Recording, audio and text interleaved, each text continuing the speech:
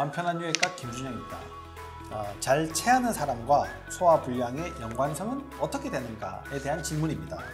안녕하십니까. 마음 편한 유해과의 조준호 원장입니다. 저는 소화 메커니즘은 이거 좀 과학적인 좀 내용인데요.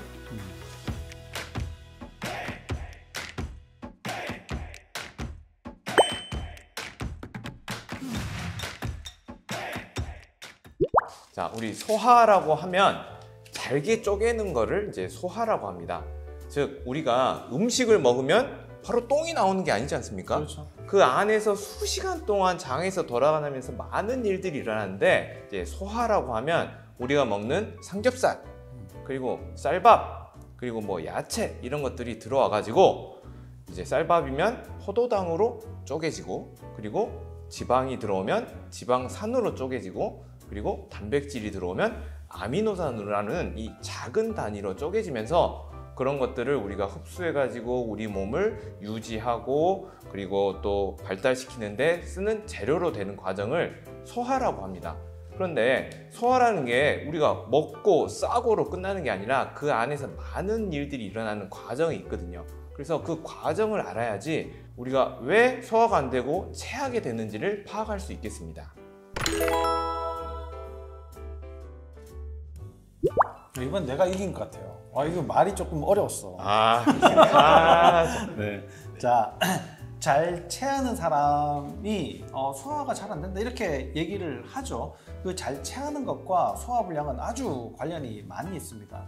잘 체한다는 것은 사실 위장에서 벌어지는 일들이고요. 소화가 안 된다 이런 거는 소장, 대장에서의 문제예요. 그러니까 잘 체하는 사람, 이런 사람들은 특히 위장 내시경을 해보면 위 점막이 많이 얇아져 있는 사람들, 뭐 특히나 만성 위염이 있다든가 이런 분들이 있을 가능성이 높고, 소화가 잘 안 된다 이런 사람들은 가스가 차거나 뭐 변비가 있거나 아니면 계속 뭐 물운변을 보거나 뭐 이런 사람들이 가능성들이 많이 있죠. 그래서 소화 불량과 잘 체하는 거는 관련이 굉장히 많은데, 착각하는 것들이 또 하나 있거든요. 어떤 착각이냐면 이 배 근육 있지 않습니까? 이 배 껍데기가 아픈 게 잘 체하는 것처럼 느껴질 수 있거든요. 그래서 내가 수시로 잘 체한다 이런 사람들은 혹시 내 복근이 좀 약한 거 아닌가? 이걸 한번 꼭 짚어볼 필요가 있습니다.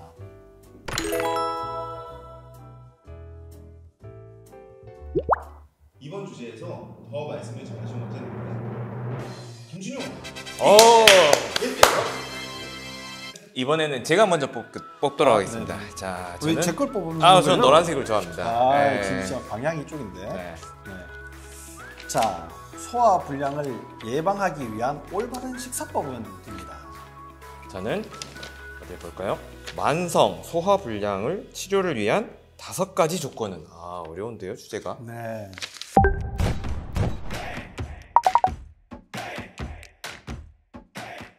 자, 우리가 소화가 잘 되기 위해서는 어떤 조건이 필요한지를 좀 보면, 제가 말씀드렸듯이 소화는 큰 덩어리를 작게 만드는 과정이 있습니다.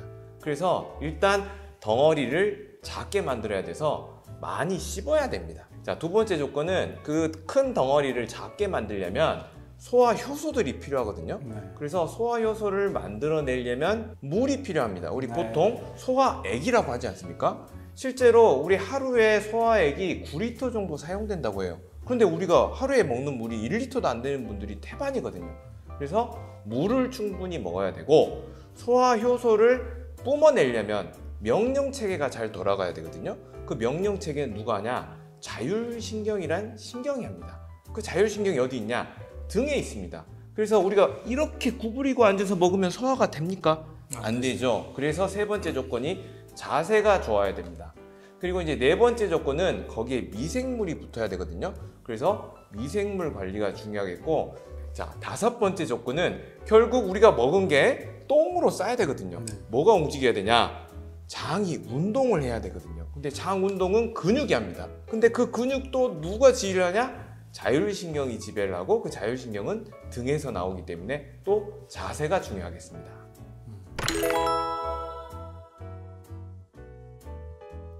네, 소화 불량을 예방을 하려면요, 일단 제일 첫 번째, 소화의 첫 번째 과정, 이게 굉장히 중요한데 잘 씹어 먹어야 되거든요. 우리가 인스턴트 고 얘기를 하잖아요. 패스트푸드 이렇게 얘기를 하는데 패스트푸드는 이게 음식이 빨리 만들어지는 것도 말을 하는 거지만 우리가 빨리 먹을 수 있는 거 이런 것들 얘기를 하는 거거든요.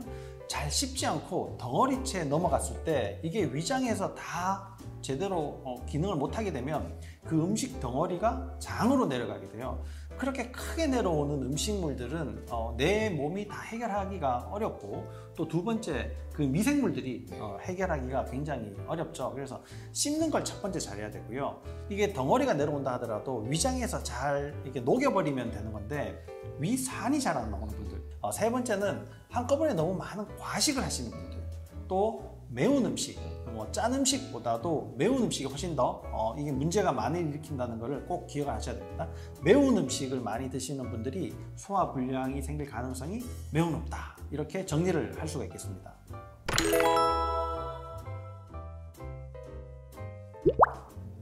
이번 주제에서 더 말씀을 잘하셨던 원장님은 김준영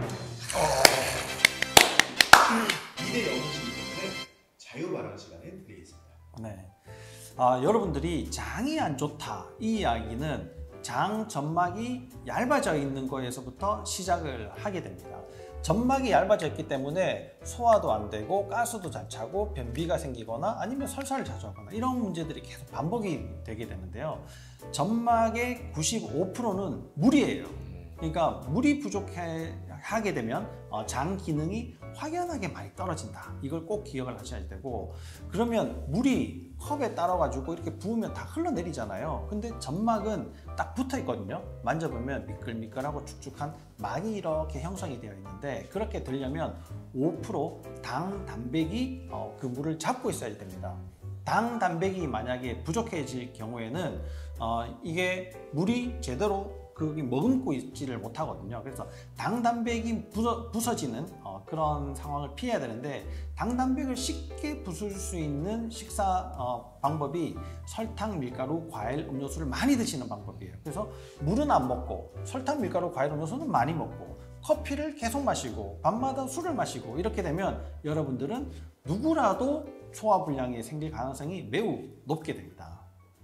자, 오늘 영상이 유익하셨다면 좋아요, 구독 부탁드립니다.